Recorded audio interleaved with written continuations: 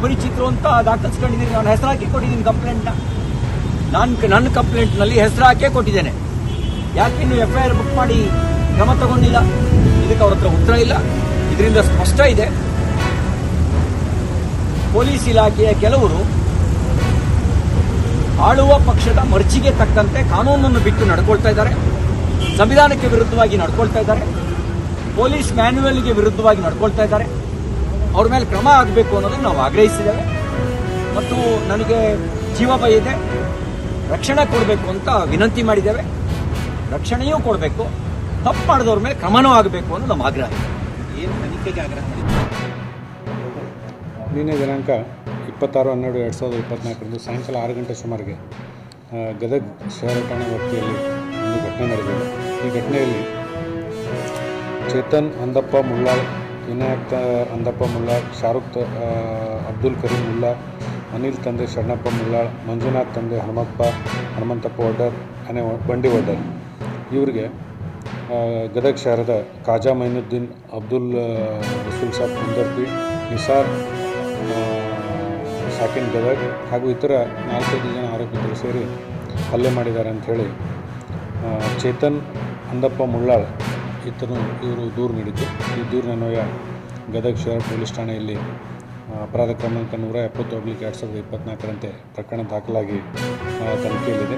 ಈ ಪ್ರಕರಣದಲ್ಲಿ ಪ್ರಕರಣ ದಾಖಲಿಸಿಕೊಂಡ ನಂತರ ತಕ್ಷಣ ನಮ್ಮ ಅಧಿಕಾರಿ ಮತ್ತು ಸಿಬ್ಬಂದಿಯವರು ಕಾರ್ಯಪ್ರವೃತ್ತರಾಗಿ ಈ ಪ್ರಕರಣದ ಪ್ರಮುಖ ಆರೋಪಿತರಾದ ಖಾಜಾ ಮೈದೂನ್, ಅಬ್ದುಲ್ ರಸೂಲ್ ಸಾಬ್ ಕುಂದರ್ಪಿ ಮತ್ತು ನಿಸಾರ್, ಈ ಅಂದರೆ ಪೂರ್ತಿ ಹೆಸರು ನಿಸಾರ್ ಅಹಮದ್ ತಂದೆ ಮೆಹಬೂಬ್ ಸಾಬ್ ಬುರ್ಗರೆ, ಶಾಕಿನ್ ಗದಗ್ ಇಬ್ಬರನ್ನು ದಸ್ತಗಿರಿ ಮಾಡಲಾಗಿದೆ. ಹಾಗೂ ಇನ್ನೂ ಕೆಲವರನ್ನು ವಶಕ್ಕೆ ಪಡೆದುಕೊಂಡು ವಿಚಾರಣೆ ಮಾಡಲಾಗ್ತಾಯಿದೆ, ಯಾರ್ಯಾರು ಇದರಲ್ಲಿ ಇನ್ವಾಲ್ವ್ ಇದ್ದರು ಅನ್ನೋದ್ರ ಬಗ್ಗೆ. ಸೊ ಈ ಒಂದು ಘಟನೆಯ ಹಿನ್ನೆಲೆ ಏನು ಅಂತಂದರೆ,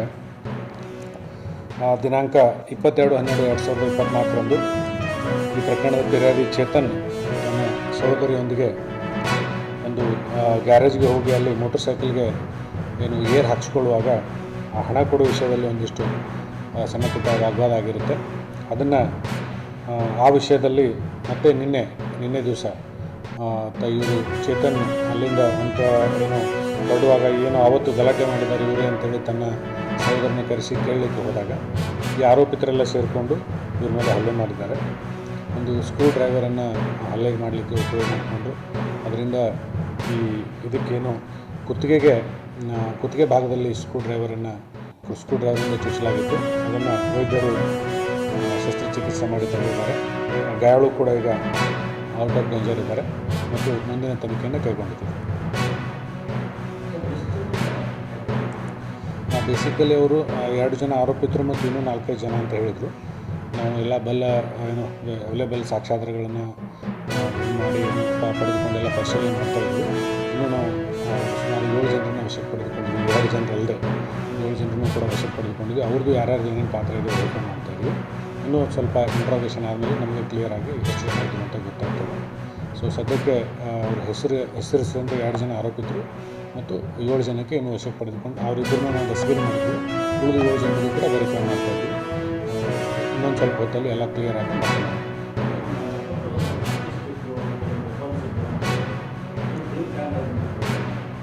ಆ ರೀತಿ ಪ್ರೀ ಪ್ಲ್ಯಾನ್ಡ್ ಆಗಿ ಆದಂಥ ಘಟನೆ ಅಲ್ಲ. ಇದು ಸಡನ್ ಆ್ಯಂಡ್ ಗ್ರೇವ್ ಪ್ರೊವೊಕೇಷನ್.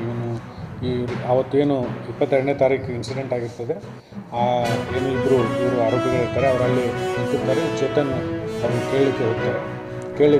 ಕೇಳಬೇಕು ಅನ್ನುವಾಗ ಇವರು ಸಹೋದರಿಗೆ ಫೋನ್ ಮಾಡ್ತಾರೆ. ಸಹೋದರ ಬರುವಾಗ ಕೆಲವ್ರನ್ನ ಕರ್ಕೊಂಡು ಬರ್ತಾರೆ. ಸೊ ಅಲ್ಲಿ ಸಡನ್ ಆ್ಯಂಡ್ ಗ್ರೇವ್ ಪ್ರೊವೊಕೇಷನಲ್ಲಿ ಆದಂಥ ಒಂದು ಗಲಾಟೆ. ಆ ರೀತಿ ಪ್ಲ್ಯಾನ್ಡ್ ಅಂತ ಏನು ಇಲ್ಲಿವರೆಗಿನ ತನಿಖೆಯಿಂದ ನಮಗೆ ಪ್ರೀ ಪ್ಲ್ಯಾನ್ಡ್ ಅಂತ ಇಲ್ಲಿವರೆಗಿನ ತನಿಖೆಯಿಂದ ಏನು ಕಂಡು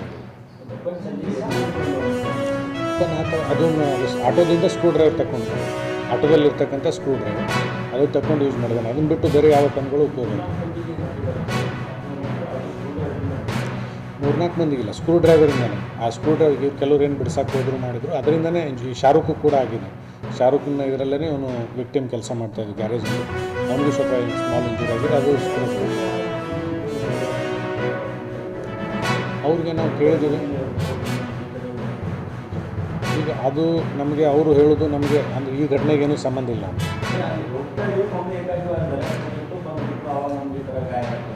ಆದರೆ ಅವರೇನೇ ಇನ್ನೂ ನಮಗೆ ಯಾರು ಏನು ಅಂತಲೂ ಹೇಳಿಲ್ಲ, ಕಂಪ್ಲೇಂಟು ಕೊಟ್ಟಿಲ್ಲ. ಮತ್ತು ಇದಕ್ಕೆ ಈ ಘಟನೆ ಕನೆಕ್ಷನ್ ಇದೆ ಅಂತಲೂ ಕೂಡ ಅವರು ನಮಗೆ ಇದು ಆಗ್ತದೆ.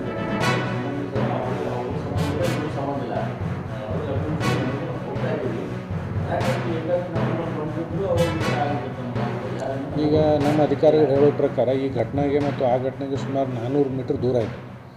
ಮೊದಲು ಈ ಘಟನೆ ಆದ ಸ್ಥಳಕ್ಕೆ ಮತ್ತು ಇವರೇನು ಹೇಳ್ತಾರೆ ಇದಕ್ಕೆ ಸುಮಾರು 400 ಮೀಟರ್ ದೂರ ಇದೆ. ಸೊ ಇದಕ್ಕೆ ಅವ್ರು ಸಂಬಂಧಪಟ್ಟವ್ರ ಯಾರು ಅಂತೇಳಿ ಅವರೆಲ್ಲ ಲೋಕಲೈಟ್ ಅವ್ರನ್ನ ಹೆಸರದು ಗೊತ್ತಿದ್ರು ಕೂಡ ಹೇಳಂತ ಕೇಳಿದ್ದೀನಿ, ವಿಚಾರ ಮಾಡ್ಕೊಂಡು ಬಂದು ಕಂಪ್ಲೇಂಟ್ ಕೊಡ್ತೀವಿ ಅಂತ ಹೇಳಿದ್ರು. ಸೊ ಅವ್ರು ಇದಕ್ಕೆ ಸಂಬಂಧಪಟ್ಟವ್ರು ಅಂತ ಏನಾದರೂ ಹೇಳಿದ್ರೆ ನಾವು ಇದರಲ್ಲಿ ಅಥವಾ ಪ್ರತ್ಯೇಕವಾಗಿ ಹೇಳಿದ್ರೆ ಪ್ರತ್ಯೇಕವಾಗಿ ಪ್ರಕರಣ ದಾಖಲು ಮಾಡ್ಕೊಂಡು ಅದರ ಮೇಲೂ ಕ್ರಮ ತೊಗೋತೀವಿ. ಅವರೇ ಟೈಮ್ ತೊಗೊಂಡಿದ್ದಾರೆ, ಯಾರು ಏನು ಅಂತ ನಾವು ವಿಚಾರ ಮಾಡ್ಕೊಂಡು ಹೇಳ್ತೀವಿ.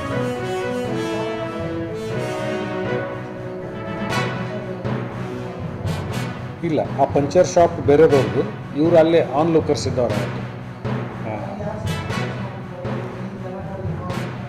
ಇಲ್ಲ, ಪಂಚರ್ ಶಾಪ್ ಇದ್ದವ್ರು ಇದ್ರಾಗ ಇಲ್ಲ. ಅಲ್ಲೇನಾಗಿದೆ, ಆ ವಾಗ್ವಾದ ಆಗುವಾಗ ಇವರು ಅವ್ನ ಪಂಚರ್ ಶಾಪ್ ಓನರ್ದು ಸಪೋರ್ಟಿಗೆ ಬರ್ತಾರೆ, ಯಾರು ನಿಸಾರ ಮತ್ತು ಖಾಜಾ ಮೈನುದ್ದೀನ್. ಸೊ ಅವ್ರು ಬಂದಾಗ ಇವರು ಸಹೋದರ ಇರ್ತಾರಲ್ಲ, ಅವಾಗ ನಮ್ಮ ಜೊತೆಗೆ ಮಿಸ್ಬಿಹೇವ್ ಮಾಡಿದ್ರು ಅಂತ ಇವರು ಸಿಟ್ಟಿರ್ತಾರೆ. ಸೊ ಆ ಸಿಟ್ಟು ಇಲ್ಲ ಏನು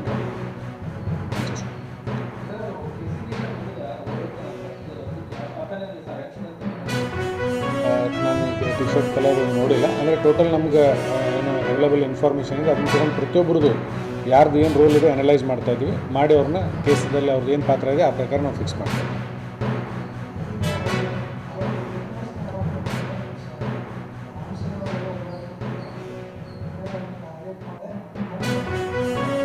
ಇಲ್ಲ, ಆ ರೀತಿ ಯಾವುದೂ ಇದಕ್ಕೆ ಸಂಘಟನೆಗಳಿಗೆ ಯಾವುದೂ ಇದಿಲ್ಲ. ಇದು ಇವ್ರ ವೈಯಕ್ತಿಕ ಜಗಳ, 22ನೇ ತಾರೀಕು ಆದಂಥ ಒಂದು ವೈಯಕ್ತಿಕ ಜಗಳ, ಅದ್ರದ್ದು ಕಂಟಿನ್ಯೂಯೇಷನ್ ಇದು. ನಮ್ಮ ತನಿಖೆಯಲ್ಲಿ ಯಾವುದು ಸಂಘಟನೆಗೆ ಸಂಬಂಧಪಟ್ಟಂಗೆ ಅದ್ರ ಬಗ್ಗೆ ಯಾವುದೂ ಇಲ್ಲಿವರೆಗಿನ ತನಿಖೆಯಲ್ಲಿ ಕಂಡು ಬಂದಿದೆ.